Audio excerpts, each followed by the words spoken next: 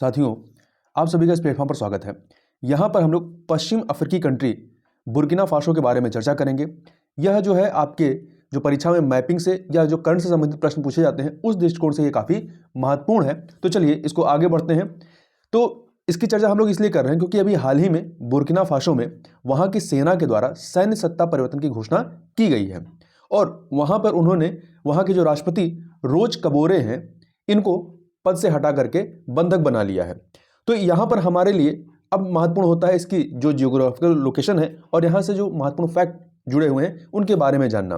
तो सबसे पहले हम लोग राजनीतिक विशेषताओं की बात करें तो यहाँ की राजधानी जो है ओगा डोगू है। ओगा डोगू यहाँ की राजधानी है। देखिए, करंट का सीधे सीधे प्रश्न पूछा जा सकता है कि अभी हाल ही में किस पश्चिमी अफ्रीकी कंट्री में वहाँ पे सैन्य सत्ता परिवर्तन किया गया है, तख्ता पलट किया गया है।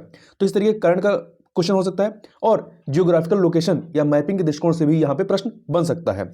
तो यह जो है पश्चिम अफ्रीका में एक स्थलरुद्ध लैंडलॉक्ड कंट्री है। तो ध्यान रखिएगा, ये लैंडलॉक्ड कंट्री है, ये समुद्र से जुड़ा हुआ नहीं है। यहाँ पे आप देखेंगे मैप में तो यहाँ पर समुद्र है, परंतु ये जो समुद्र कौन सा है, दक्षिणी अटलांटिक महासागर है। परंतु इसकी सीमा बुर्किना फासो की आप जब मैप में आगे देखेंगे तो इसकी सीमा दक्षिण अटलांटिक महासागर से नहीं जुड़ती है।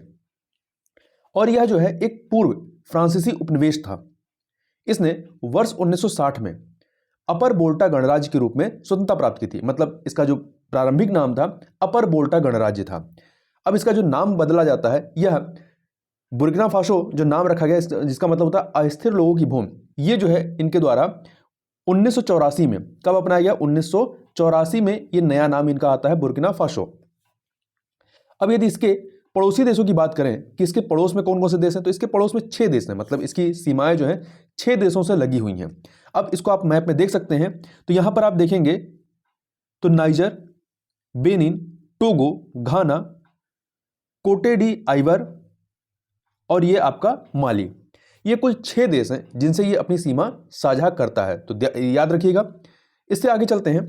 यहाँ की भौगोलिक विशेषताओं की बात करें तो यहाँ पर सवाना वन यहाँ की विशेषता है।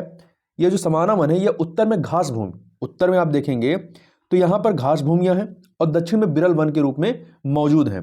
यहाँ पे यदि नदियों की बात करें तो 3 नदियाँ प्रमुख हैं। एक है आपका ब्लैक वोल्टा जो यहाँ पे सबसे लंबी नदी है। ब्लैक वोल्टा आप यहाँ पे देखिए, आपको ब्लैक वोल्टा दिखेगा, ये है, एक सेकेंड, ब्लैक वोल्टा, रेड वोल्टा और व्हाइट वोल्टा। इसमें से ब्लैक वोल्टा सबसे लंबी नदी है यहाँ की और ये तीनों नदियां जाकर के घाना में लेक वोल्टा है, ये इसमें जाकर के मिल जाती हैं। तीनों नदियां आपकी यहाँ से निकलती हैं बुर्किना फासो से और जाकर के लेक वोल्टा में मिल जाती है। तो ध्यान रखिएगा, पूछा जा सकता है प्रश्न कि लेक वोल्टा कहाँ पे स्थित है, तो ये घाना में स्थित है।